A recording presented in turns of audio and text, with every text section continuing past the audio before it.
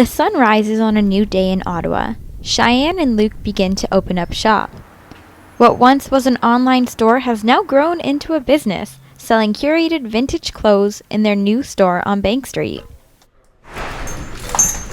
When I was younger, my mom would always take me, she always had the mindset, why buy something new for $100 when you can get something that's used in great condition for half the price or less.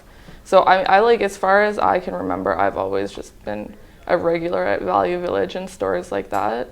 It's funny because I come from the opposite end of that, where I was always kind of I always thought it was just tacky stuff there. I always thought it was just not a clean environment. But then it was when I had friends start showing me hey, I found this at the thrifts, and it would be a sweet starter jacket from the 90s or just a crazy band tee. That's when I realized you can actually find gems at the thrifts. So that's when I started to try to pull more myself, and it just became a fun thing of just digging through. Obviously you're digging through a lot that's it's not the kind of stuff you're looking for, but it's that feeling of finding that one gem that makes that whole trip to the thrift worth it.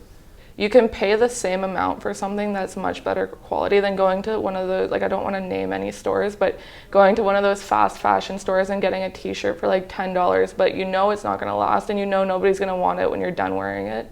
But with a lot of the things that you can find in the thrifts, it's things that have a story behind it, and it's going to keep going for a longer time. This is a Levi's jacket from the 80s. It was made in Yugoslavia, so that obviously that country doesn't exist anymore. So you can see how vintage is helping carry on clothing from what was that, 40 years ago now?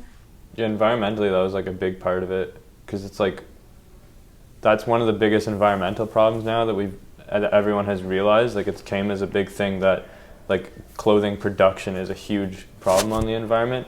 So it's the best thing you can do is just buy clothing that's already been produced, because it's already been made. You don't have to worry about buying one that's a newly produced one, and the quality of older stuff is way better too. So that's The world is changing.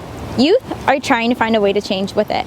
With pressure building to find climate solutions, people across the globe are acknowledging that proper action needs to be taken in order to prevent further environmental distress.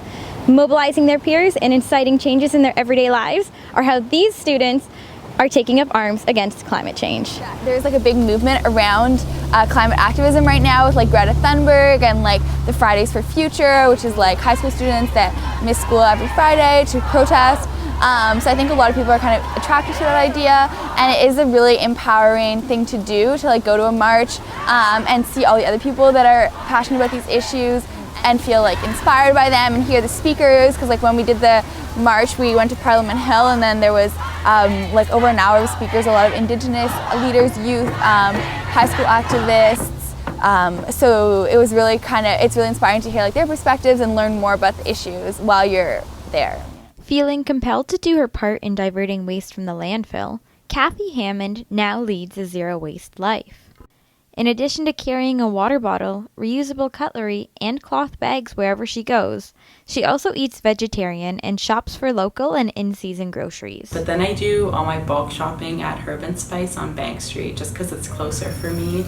And I can get snack foods there, and flour and baking soda, things like the basics there.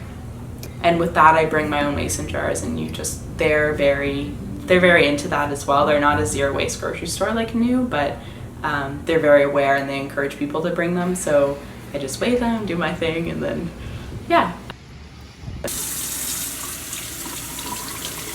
Kathy is still on her journey to finding eco-friendly alternatives for items, but she says it's easier than it seems. Bypassing the aesthetic stigma and common misconception about the cost of these items is key to getting off on the right foot. What started off as a passion for the environment changed 2 years ago when she went on a service learning trip to Nicaragua and saw the lack of green infrastructure. And while I was there, I just was so shocked by the amount of litter and pollution they have there. And in rural Nicaragua, it's not really up to them. It's just the products they have available, and they have to drink bottled water. So something that I always thought about is that I live in a city where I have the option to not use these products, so I should be doing what I can. It's not that much more expensive, which I think is a common misconception, is because it tends to look expensive when you have fancy glass jars, and there's this aesthetic that's associated with it. But I find it hasn't been that much more expensive. People feel this need to go out and buy a bunch of like bamboo cutlery and new mason jars and things like that when they want to switch.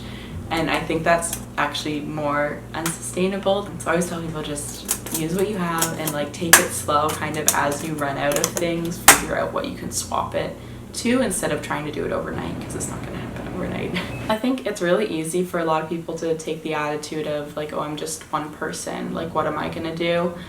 And I think, and I find that too, like sometimes I'm like, well, why am I doing this? But you're not just doing it yourself, but like you're inspiring other people to do it, and you're quite literally like leading by example. So I think it's like a ripple effect, and hopefully it will catch on.